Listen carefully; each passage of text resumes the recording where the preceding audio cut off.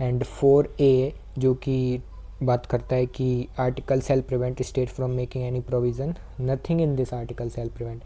जैसे यहाँ पर बैकवर्ड क्लासेस ऑफ सिटीजन्स की बात की गई थी, यहाँ पर schedule caste and schedule tribes की गई है, सेम ही है।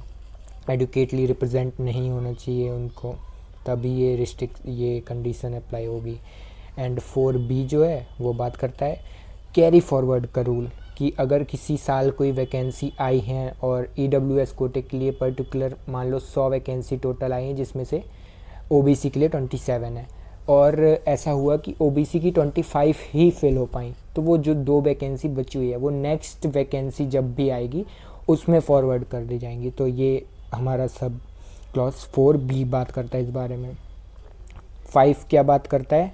5 बात करता है nothing in this article shall affect the operation of any law which provides that the incumbent of an office in connection with the affairs of any religious or denominational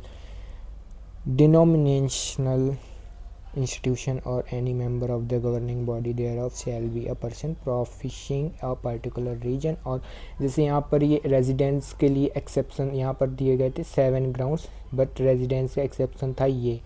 सो ऐसे ही यहाँ पर रिलीजन भी एक ground था, तो religion का जो exception है वो यहाँ पर दिया गया है 5 में, कि रिलीजन का कोई कंडीशन लगा सकती है गवर्नमेंट किसी पर्टिकुलर वैकेंसीज में। So this was sub clause 5। And 6 जो बात करता है वो करता है nothing in this article,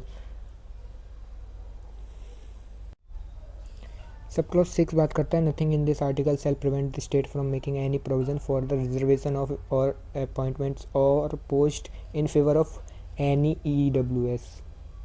EWS के लिए 10% का रिजर्वेशन ग्रांट करता है सब क्लॉज 6।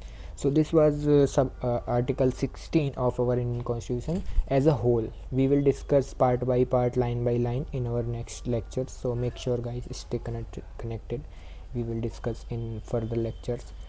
Hopefully guys समझ में आएगा। Thank you.